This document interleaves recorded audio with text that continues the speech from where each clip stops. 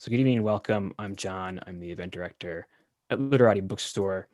We're pleased to welcome Rebecca Collins-Gibbon, Jack Schneider, and Jennifer Berkshire in support of Strike for the Common Good and A Wolf at the Schoolhouse Doors this evening. First, a quick overview of our webinars. If you didn't hear me as you were joining us, the chat is closed, the webinar chat, but you may want to keep that chat window open during the event, as I will be dropping links to purchase the books we're speaking about from Literati this evening. And there are links in the description if you're watching us later on YouTube. You can submit questions if you're watching live for the Q&A using the Q&A feature available to you at any time. And I will read a selection of those questions at the conclusion of the conversation. So whenever the spirit moves you, please feel free to submit your questions and we'll get to them after the conversation. As a reminder, you can shop for more books at literatibookstore.com for curbside pickup or to have shipped to you anywhere in the United States. And in lieu of a book purchase, we'd also ask that you consider a $5 donation to sustain our virtual programming. So whether you'd like to think of that as this week's or this month's or this year's subscription to our programming, you can make donations at literatibookstore.com/donation. Otherwise, we simply thank you for your attendance this evening, this morning, or this afternoon, depending on where and when in the world you are joining us. So without further ado, I will introduce all of our authors this evening. Rebecca Collins-Gibbon is an associate professor of labor studies and employment relations at Rutgers University. Jack Schneider is the author of 3 books, co-author of A Wolf at the Schoolhouse Door, and an award-winning education historian. He is a host of the education podcast Have You Heard and lives in Massachusetts. Jennifer Berkshire is a freelance journalist and a host of the education podcast Have You Heard, the co-author of A Wolf at the Schoolhouse Door. She lives in Massachusetts as well. They can't hear you, but I encourage you to please put your hands together and join me in welcoming our authors to your living rooms.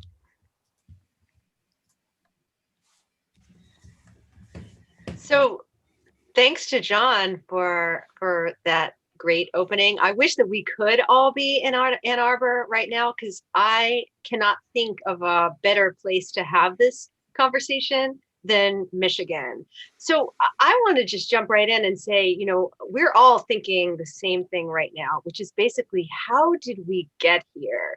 And by here, I mean to this terrible place that we ended up in last week. And I feel like, in an odd way, Jack in my book, which is about the assault on public education, starts to answer that question.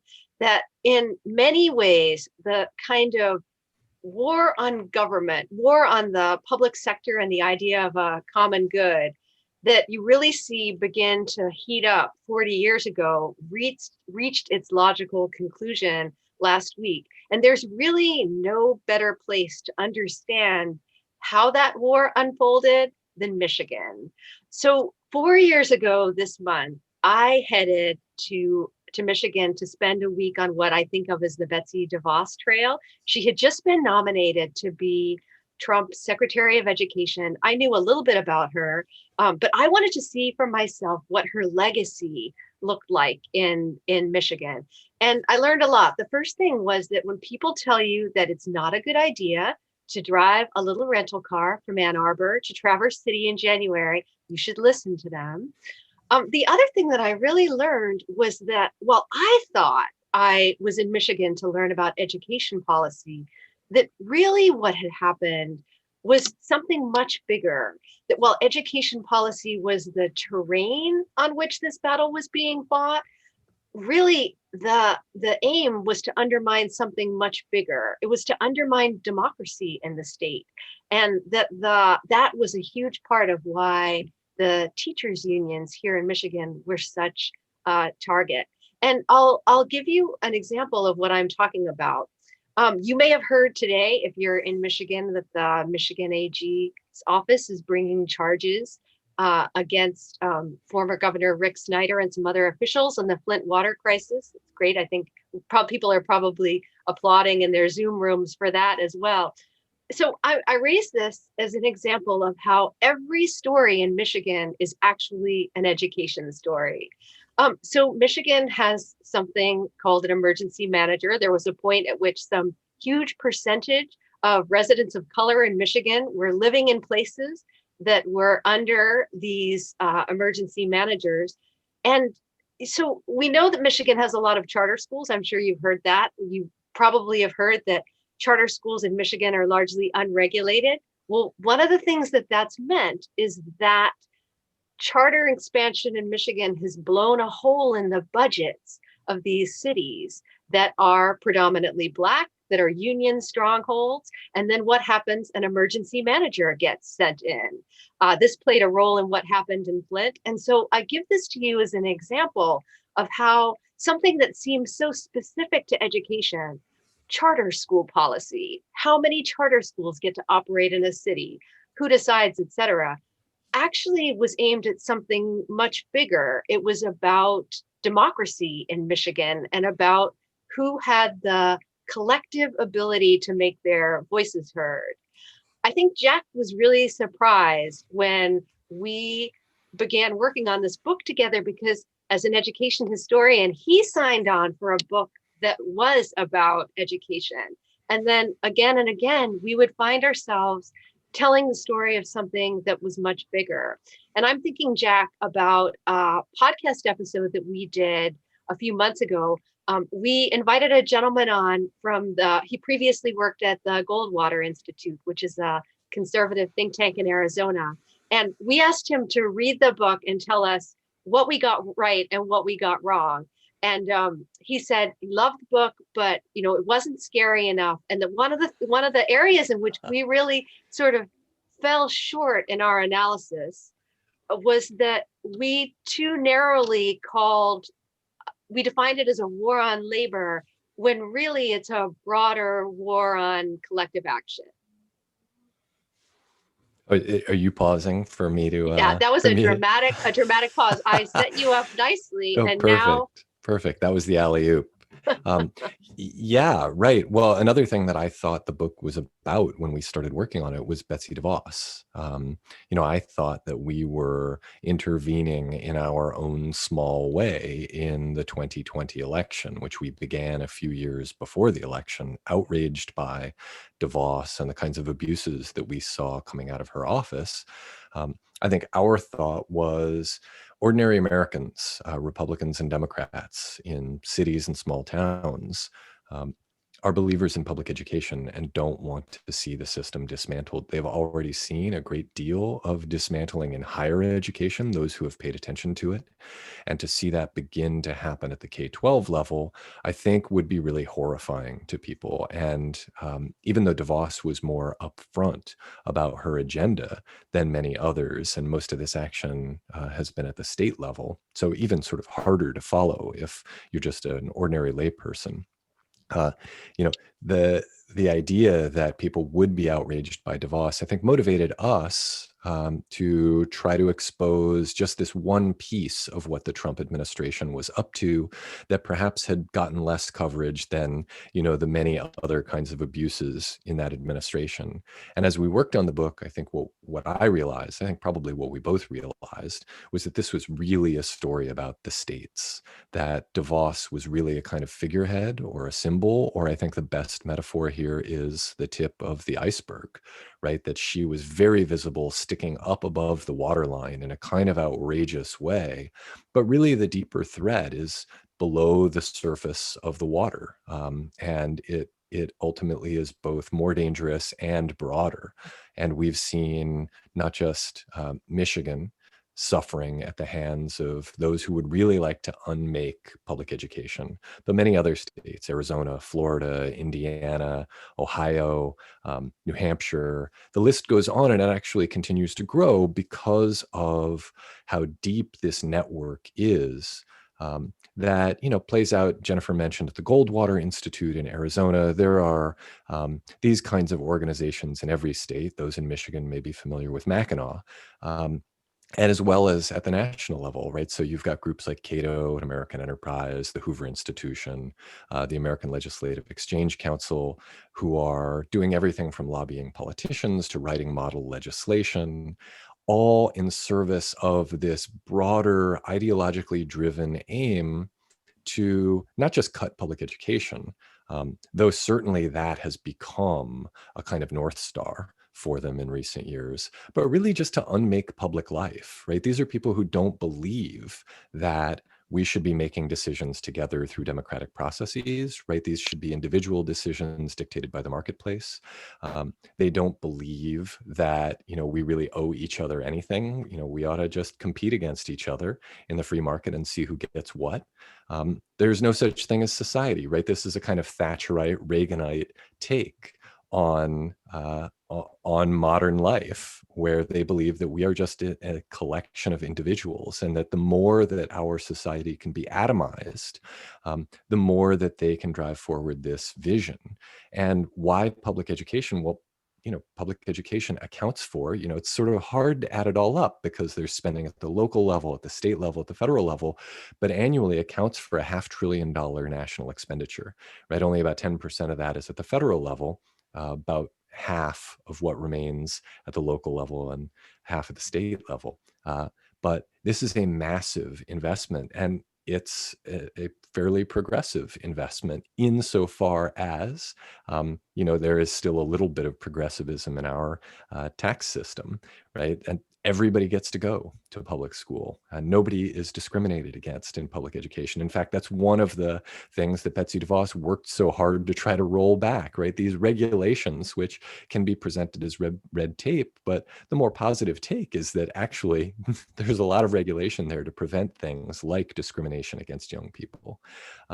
So, in education, what we see is that there are kind of four pillars of the ideology that are leading to this ongoing and increasingly aggressive assault on public schools. So the first is a belief in private values, right? That whatever I believe and want for myself and my family is something that I should be able to pursue regardless of the impact on society. Coupled with that is a deep faith in markets, right? That politics are too messy and complicated and unfair to oligarchs. And so everything should be turned over to the market. And there's a real ideology here around the market, a kind of unquestioning faith in the market, despite the many obvious market failures that we see in many sectors, including education.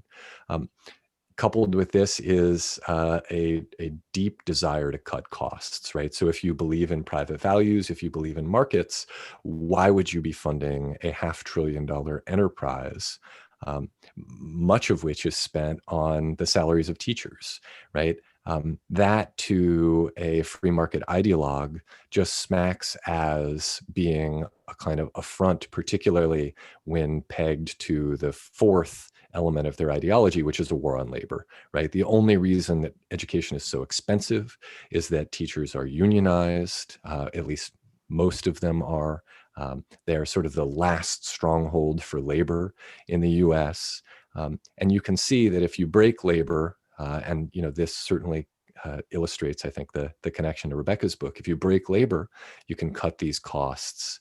You can begin to bankrupt schools. You can begin to drive students out of the public schools. You can begin to unmake schools, right, and turn them into a la carte products that people purchase on the free market. You wouldn't send your kid to a school anymore. You would use your education debit card, as they have in Arizona, to purchase various educational products. And ultimately, this will enable a kind of pursuit of private values, individualism, that this neo-conservative, libertarian-oriented, fringe right-wing element, which is increasingly the sort of de facto education policy making wing of the Republican Party, which is really what they're trying to pursue here. Maybe I'll stop there and we can kick things over to Rebecca a little bit. Yeah. Go ahead, Jennifer. I was just going to congratulate Jack on pronouncing Mackinac correctly. I hope that people at home applaud it. And Rebecca, I was thinking you have this amazing line in your book about how unions had really kind of lost that muscle memory for collective action. And I think one of the things that we argue is that it's the fact that unions, it's their long history of advocating for something bigger, right? That it's not just actually about teacher salaries or pensions or whatever common sense reform has come down the pike. It's the specter that you guys describe in your book so vividly of all these people in the streets saying, we deserve more, kids in the state deserve more. Yeah, so I think one of the reasons it's exciting to kind of put these two books together is because we really get the sort of the action and the reaction. So that I wouldn't call it inevitable as a response to this policy trend or this movement or this massive investment in destroying the public sector and public education, but I would say it is a direct reaction to it. One of the things we think about in the book, which I co-edited it with Amy Schrager-Lang, and we have many wonderful contributors, a lot of whom are education workers, teachers, organizers. So there are a lot of different voices making up this book. And one of the questions that comes up is what happened to teacher strikes? Because we had teacher strikes in the 70s. They were, I think, what we would now say, and I'm on thin ice with a historian among us, I'm not the historian. They were sort of reactionary and conservative. They tended to defend certain existing rights at all costs, even in the face of community demands and what we would now conceive of as demands for racial justice, although more put in terms of community control. To the 80s and 90s, when there were very few teacher strikes, the public sector had been chastened. The Reagan Revolution was firmly in place, and there was not a lot of organizing to build for strikes. Unions either had bargaining rights or they didn't, and they took a more transactional approach. They didn't push the boundaries. And then we get to a place starting in 2012 in Chicago, really, where teachers say, hold on a second, this has all gone too far, and actually we have the power to do something about it. And what we see is this building from Sylvia Allegretto lays out the teacher pay penalty, which is, really this underinvestment in public education and using 2008 and the recession as a way to just hold educator pay and let it stagnate. And we will see if that happens again in the coming or in the current and future recession.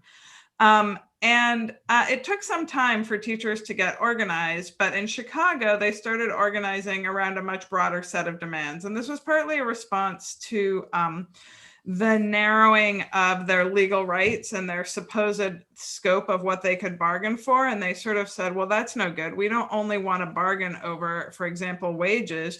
We need to talk about class size. We need to talk about air conditioning. We need to talk about nurses and social workers and school closures that are affecting working class Black and brown families in our city. We need to talk about all of these issues. And we need to build with our communities. So this common good approach, and it was used, and it has been and still is used in places where Democrats are maybe not indistinguishable from some of the DeVos and other figures that Jack and Jennifer know so well, but have moved enough in that direction that they too are attacking public education and public educators. So Rahm Emanuel in Chicago, Antonio Villaraigosa in LA, although he's no longer mayor, he kind of set the tone for that. And so they started building what we now think of as sort of common good demands, this idea of bargaining for the common good. The Chicago teachers, a new, more energized caucus took over the union and started organizing in their communities for what they called the School Chicago Students Deserve. And so when they went on strike, instead of allowing all of those people that had blamed teachers' unions for everything that ailed education, which was really mostly underfunding, but they could say teachers are greedy, you can't fire a bad teacher, no matter what, that's what's wrong. We need charter schools to get us out from the yoke of those greedy, selfish teachers' unions. They had spent years organizing, and everybody in their community supported them because they knew it was a fight for these common good demands, for proper funding for education, for appropriate class sizes, and nurses and social workers and all of those things. So the Chicago teachers kind of set the tone, and I think sort of brought back the strike such that strikes are not natural or organic. They don't just crop up. They're the result of a great deal of organizing, but they are contagious. So successful strikes lead to more successful strikes. So the teachers in West Virginia, who of course really kicked things off in 2018, and there was this massive resurgence of education strikes, they learned directly from Chicago. They talked with Chicago teachers, they read about Chicago teachers. There was at least one teacher who had been in Chicago during the strike and then moved to West Virginia. So they were looking directly at what had happened in Chicago. So even though in some ways you could say the situation was very different, it was a statewide strike in West Virginia, they had no bargaining table, so they had to go sit in at the Capitol and demand better education funding there because they didn't have a table at which to negotiate a narrower agreement. They really learned that from Chicago. And I'll just say a little bit more about the evolution of common good demands, and then I think I'll actually sort of stop and see if we can open it up. But some of the kinds of common good demands that we see, and they vary in the different strikes, urban, suburban, statewide, are all going to be a little bit different. But they primarily, of course, come back to support and funding for public education. But there's also some very specific demands like racial justice demands around restorative programs in schools where Black and Brown students are way disproportionately disciplined. Also getting immigration enforcement out of schools, pushback on charterization, either moratorium on charter schools or other ways to address the sort of cannibalization of public education funding through charter schools. I don't know if cannibalization is maybe the right term, but they made all these demands and they generated them, and you can read about it. And we have a chapter written by community members from LA. They really organized in a very deep way so that students were generating demands, parents were generating demands. These demands were not something that, the teachers sat around and said, oh, maybe this would look good. Maybe someone will come out to our picket line if we do this. They worked with the communities to figure out what the common good demands should be and how to move to a place where they could truly strike and fight for the schools their students deserve, and quite frankly, their taxpayers deserve too. So I think I'll just close with one thing. I really love that so many teachers' voices are in the book, and there's some amazing chapters. Rebecca Gorelli from Arizona writes very specifically about digital organizing and moving from digital to in-person organizing, and they've been doing all of that around reopening, which we may get into in the Q&A. And Nicole McCormick, who's a leader and an organizer in West Virginia, writes, I think, very movingly about her coming to the realization that she and her colleagues have the ability to withdraw their labor, that they own their labor, and that when they believe in something, that's their sort of strongest tool. So I'm just going to read her concluding paragraph. It's just a couple sentences. But she says, through our continued fight, we will become stronger. We will continue to connect with workers and community issues from across the globe. We will build awareness and strength for our class struggle. We will fight for healthcare, better wages, community issues, improved working conditions, and other workers. When we fight, we win. When we stand together, we win. Most importantly, when we own our labor and decide that it is ours to give or to withhold, we win. So I think one of the things we see in these strikes is that there are wins. There is, pushback, barricading a little bit of that schoolhouse door to push off the wolf or something, if I can slide into your metaphor. But we do see some successful sort of staving off of the wolf. Go ahead, Jack. Thanks, Jennifer. You can tell by my breathing pattern. I can. I'm very familiar with it.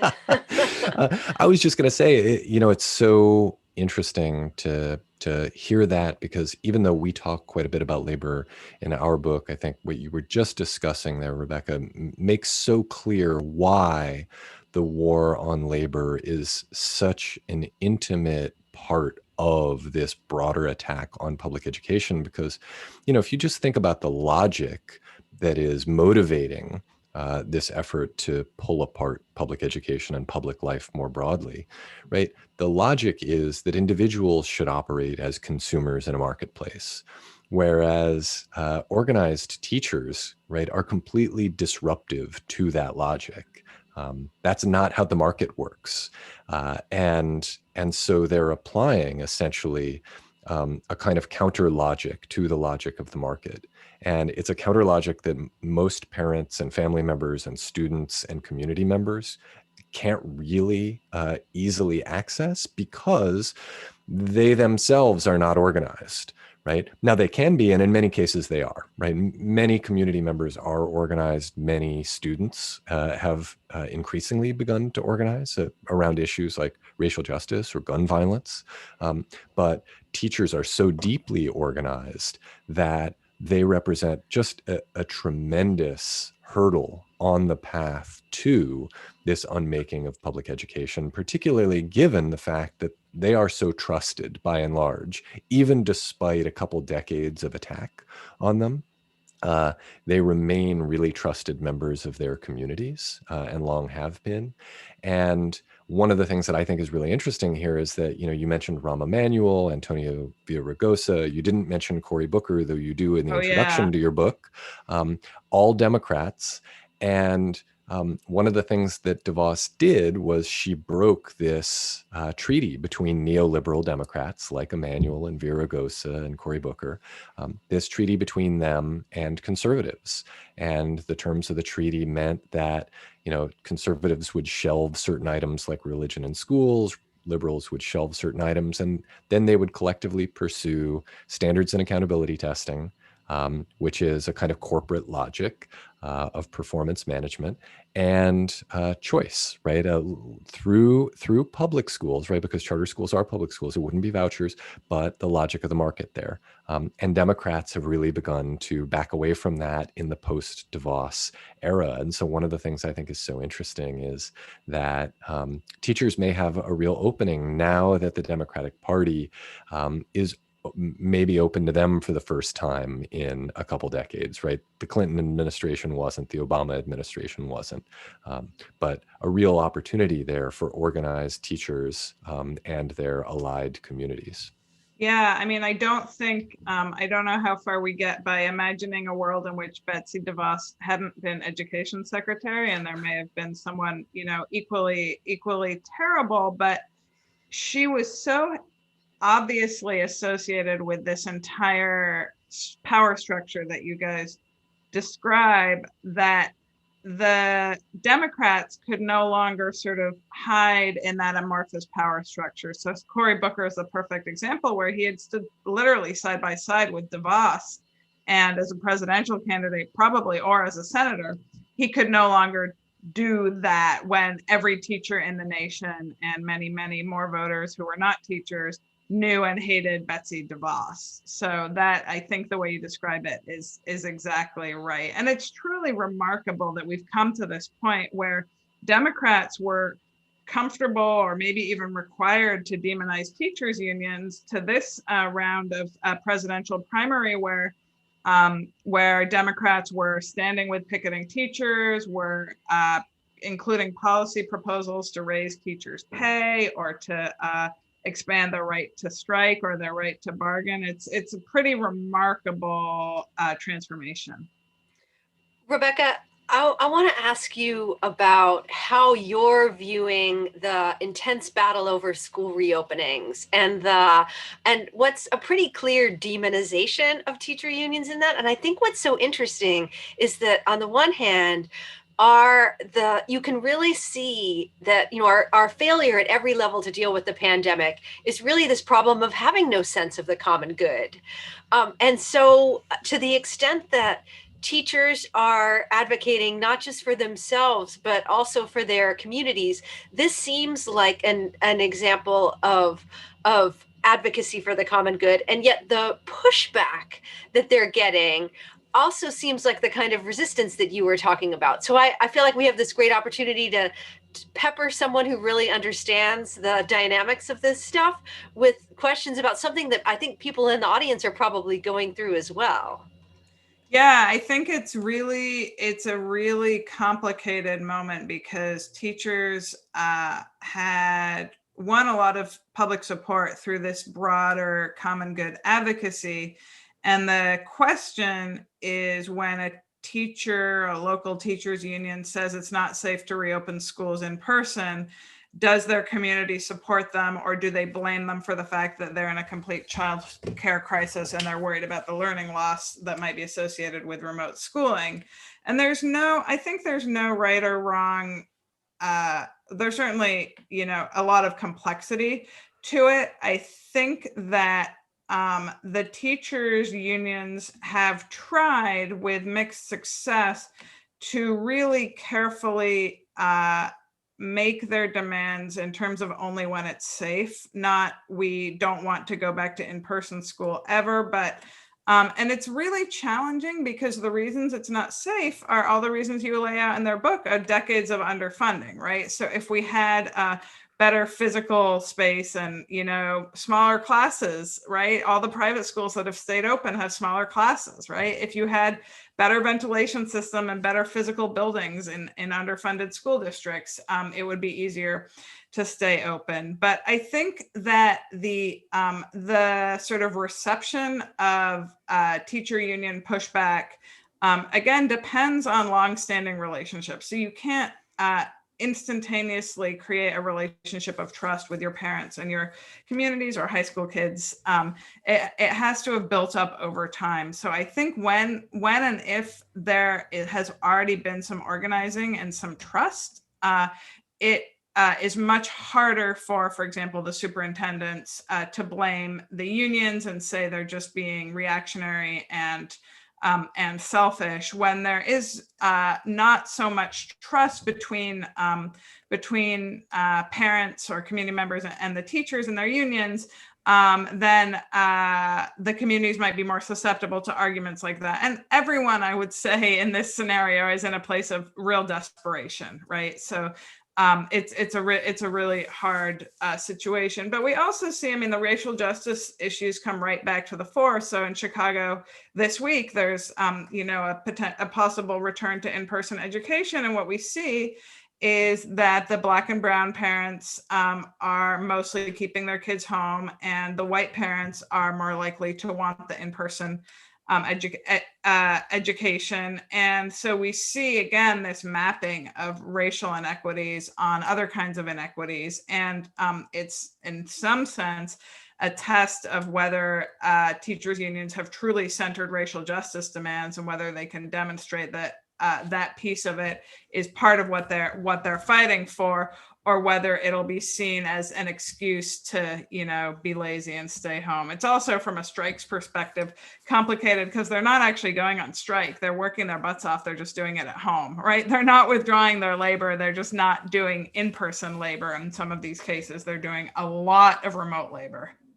Well, and of course, one of the things worth pointing out here is that yet again, we can see why teachers and their unions would draw the ire of conservatives, and particularly the libertarian wing of the Republican Party. So when we think about private schools, you mentioned, those teachers are at-will employees. And if management says, we're opening, come back to school, right? There's a sort of elliptical phrase there, and on the other side of the ellipse is, or you're fired. Yeah. And you have no recourse to it.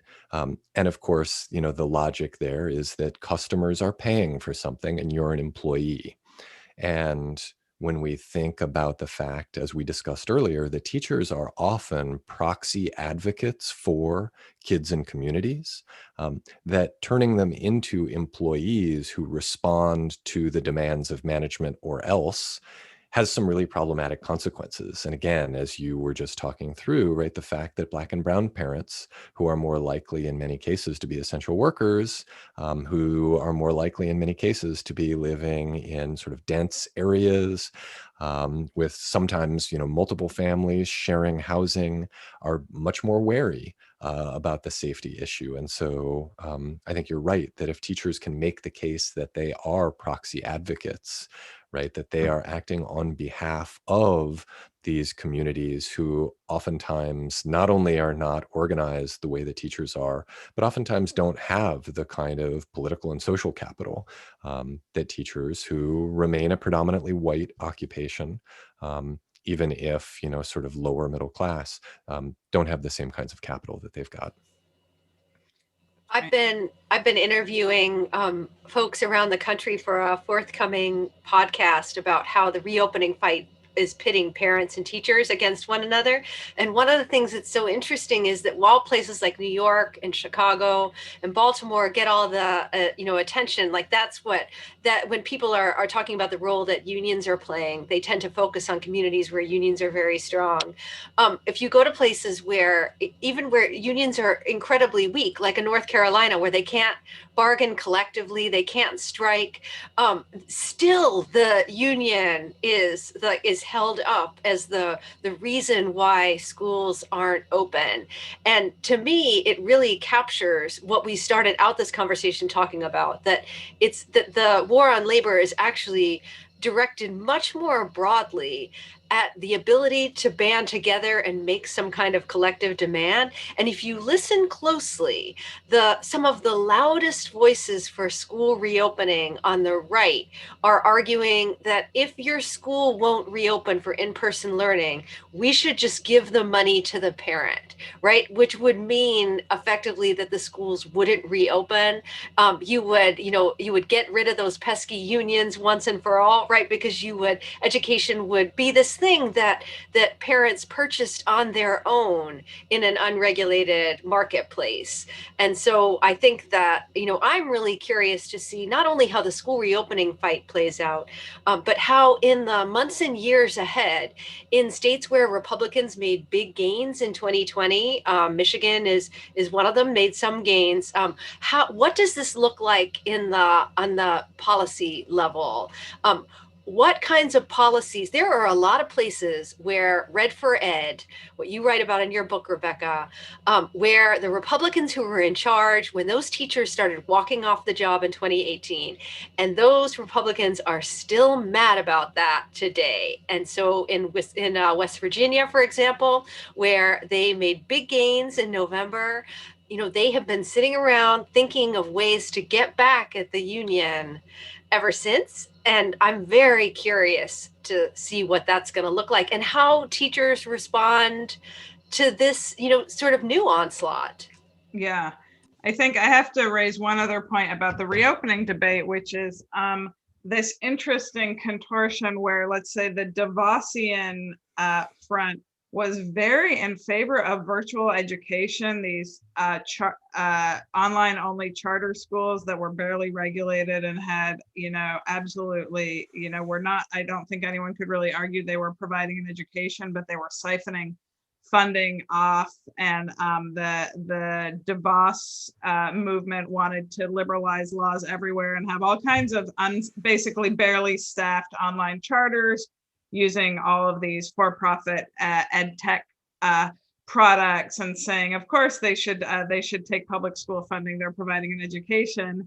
And we've moved from that to saying remote school is not school. Everybody needs to be back in person. That's a disaster. You cannot have people sitting at home on the computer in school. What are you talking about? And so you see this strange contortion of the Devosian logic, which is fascinating. Well, which is also revealing, right? Because we saw the same kind of seemingly self-contradictory claims out of DeVos and some of her allies around standardized testing, right? She had long made the case that standardized tests were big government trying to get its hands on something that should really be between parents and schools, right? Parents making decisions about where to send their kids to school, and testing doesn't need to be a part of that unless parents insist on it. And then suddenly, when it became politically convenient for her, she became a major advocate of standardized testing and said that, ESSA, the law that succeeded NCLB, that ESSA needed to be enforced, and that in all 50 states, state education agencies needed to insist on standardized testing. And I think what unifies these two cases of, seeming incoherence on the part of DeVos or, whoever the stand-in at the state level might be advocating for this, we can see that it's just about damaging public schools, right? So what makes schools look more incompetent than giving standardized tests in the middle of a pandemic? Nothing, right? That's bad. Of course, you ought to make them do that if you would like them to essentially go out of business, which is, the phrase that somebody like DeVos might use. And in the case that you're talking about, right, it doesn't matter if online schools are any good. It doesn't matter that for-profit schools are no good. What matters is that the dollars are being drained out of the public education system. And the sooner that collapses, the more likely you are to usher in this market-based utopia that some of these folks envision emerging, right? These product-based, competitive solutions that parents would select for themselves, and eventually the role of government would wither. And let's not forget that if government withers in the case of public education, right, that's a lot of withering, right? That's a lot of loss of public life and of these kinds of structures and institutions that we can rely on in a lot of ways, and that I think we've seen in the last week or so are pretty critical to the sustaining of democracy and, the various kinds of processes that democracy depends on. Yeah. I'm seeing a question from Hussein about teachers and their political identification. I guess I'll read it and then answer it. But Michigan teachers are pretty evenly split in terms of political identification. How can teachers organize, especially in this moment of trauma, without falling into the political rabbit holes? And I will answer, and then I will ask Jennifer to add, because I'm going to use the example of Arizona, which I think is really instructive. And I think especially in red or purple states, but even to some extent in blue states or blue cities where it's a primary battle, it has to be about issues, not parties or candidates. And so what we saw in Arizona when the teachers did so well in their statewide strike, but ultimately couldn't get what they needed from the legislature, they organized around a ballot initiative, and they had a setback at a politically stacked state Supreme Court and had to wait 2 more years to have their vote, which was to increase taxes on the wealthy, specifically to fund public education. And they mobilized I would guess thousands of teachers to have organizing conversations around the state, and they won on that ballot initiative. But what's important, and why I come to this in your question, is we know from the numbers in Arizona, there are many, many people, I'm not sure how many, who voted for Trump and voted to increase taxes on the wealthy to fund public education in the state of Arizona. And so that identification with the issues, not making it a party issue, but making it, do you believe that your schools need greater investment? Do you believe that people who make at the very top end of the income distribution should be paying higher taxes, and that they should support public education? People did believe that, even if they identified as Republicans and even if they continued to vote for Trump. And I know Jennifer's had some great conversations that have been, I recommend that podcast episode to you about this. So you guys might want to jump in on that. Well, I'm a little obsessed with this issue because, I've traveled around a lot, and I've visited I make a point of going and visiting rural communities, including in Michigan, and, elsewhere in the Midwest. And what you find is that Republican orthodoxy on education is wildly out of step with its own constituents, and that would include constituents who are teachers, right? And I think we're at a moment where that divide within the Republican Party that we're watching play out so vividly is really going to affect how they talk about education in the coming years. In Arizona, which Rebecca was just talking about, part of the split there is that the Republican Party has basically been taken over by the most extreme voices, and they talk about public education as basically like indoctrination camps. And so I'm predicting boldly that as the Republicans embrace policy positions that are really unpopular with their constituents in suburbs, in rural areas, that this presents an organizing opportunity. And how it is really tough given how polarized and pitched everything is, but it's an opportunity. And because that divide is so stark on education and is only going to get more stark, I think that this presents a huge opportunity for folks like Hussein, who asked that great question. I see there's another question here, and I feel obliged to get to it, because if we only get to one of the two questions, shame on us. So I'll read that one out loud. Based on what the authors have seen the past few years, what issues, pieces of edu policy did they think are going to be addressed in the upcoming years at the federal level versus which are going to be left to the states? And I'll start this one off and say that I was actually surprised. This shows how naive I am, what an optimist I am, that I was surprised to see the Biden administration begin to bring in Teach for America folks and Democrats for Education reform folks, the DFER crowd. I really thought that was dead. And so I think that one of the things that we'll see at the federal level is a kind of tug of war between the old neoliberal regime, right? So the Clinton through Obama administrations, where there was just deep faith in a kind of corporate approach to education, the exemplary reform there being standards and accountability testing, something that was bipartisan, right? That was born with George H.W. Bush, carried forward by Bill Clinton, enshrined into the law everybody knows by George W. Bush, that would be NCLB, and then really saved by Barack Obama when NCLB became ESSA. So that crowd, which also has long supported charter schools, and a more progressive wing of the Democratic Party, which I had thought was going to be ascendant. Lots of talk about teacher pay, about investment in early childhood education, about investments in communities and full service community schools.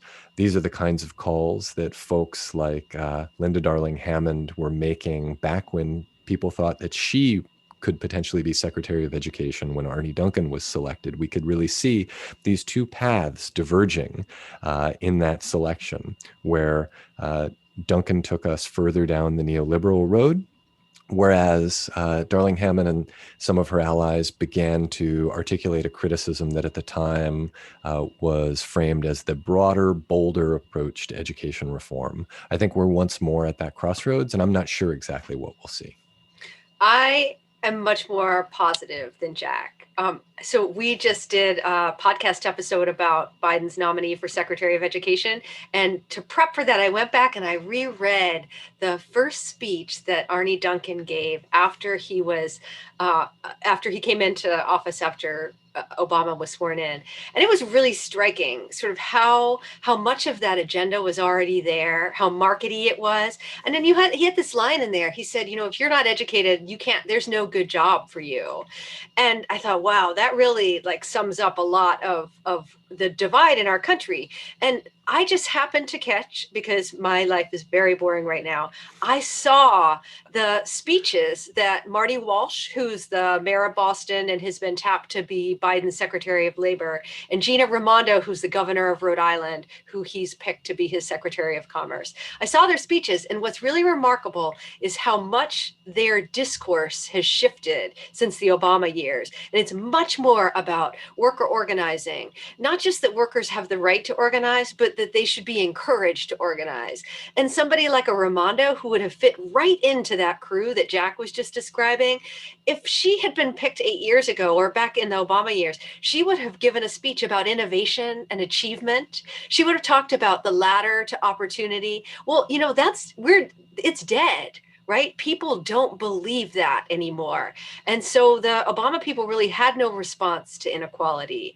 So even though we are going to see a lot of those same people end up in positions in the Biden administration, the context around them has changed so much that I feel much more positive than Jack does. Rebecca, what do you think? Yeah, I think it will be difficult for the Biden administration to chip away at workers' rights. They will, I think, have to expand them in some ways, maybe not as radically as some would like. But I think the labor movement's support of Biden means there will be some movement in the direction of expanding the right to organize and, maybe even encouraging worker organizing. I also think I'll give the example of, it's interesting that you didn't go to Cardona, the education secretary, but to labor and other places, which I think it'll be interesting to see how those cabinet functions all work together. But one thing we know about Cardona, he was an actual classroom teacher, which was a commitment that Biden made, and he was a union member.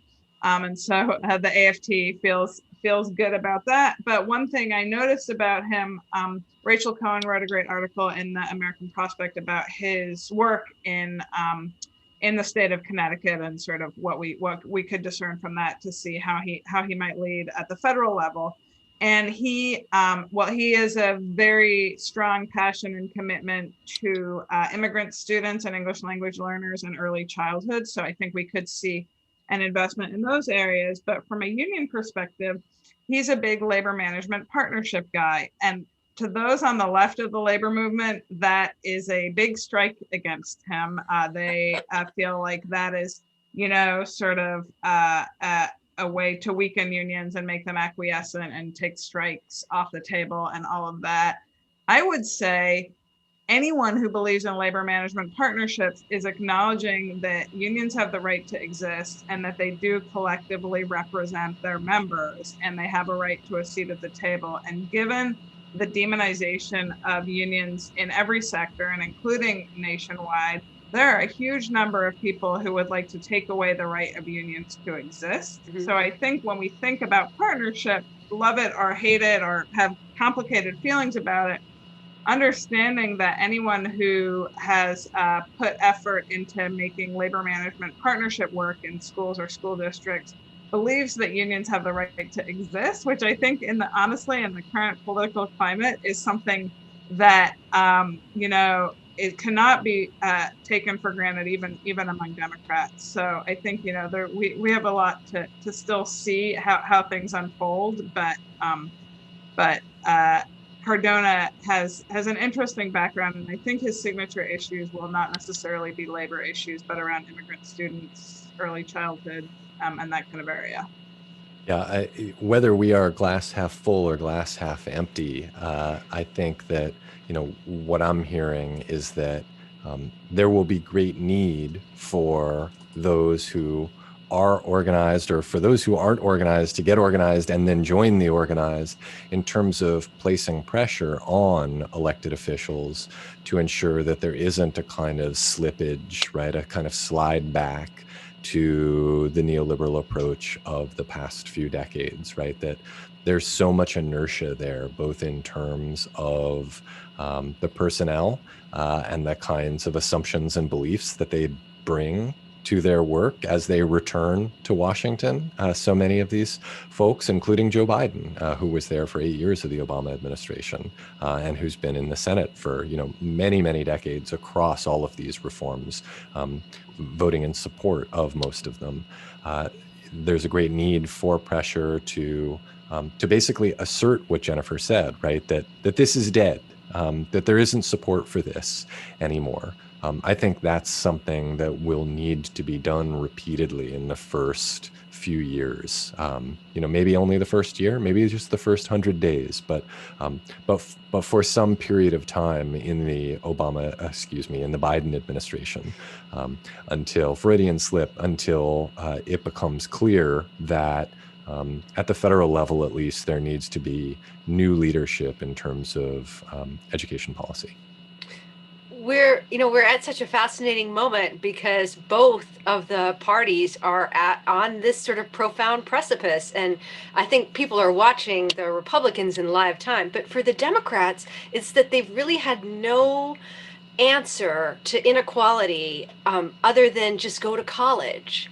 And that's been a disaster for so many different reasons, whether it's rural resentment or narrowing the aims of public education so that it ends up undermining support for it. So I will be very interested to see how unions position themselves with regard to that conversation. That's where I think that your book, Rebecca, is so key, that if unions can lead the way in terms of redefining what the common good is, that we could actually get somewhere. Yeah. I guess on that note, I don't know if John wants. Oh, there he is. Shut us up. All you have to do is say his name. That was the rule. Yes. You say his name and he appears. You're awake. I'm here. No, that was riveting and fascinating, and thank you so much, all of you, for joining us and synthesizing both these incredible books that people can buy from Literati bookstore, and discussing how they apply to this very strange, tumultuous environment we find ourselves in, the intersection of public health and public education and labor organizing and all of the rest. And so once again, I'll give one more plug. You can purchase books at LiteratiBookstore.com. There's a link in the chat. Jack Schneider, Rebecca Collins-Gibbon, Jennifer Berkshire, thank you so much for joining us this evening at Home with Literati. And to all of our attendees, thank you for joining us as well. We hope all of you continue to stay safe and be well, and we'll see you at the next event. So good night and take care all. Thank you. Bye.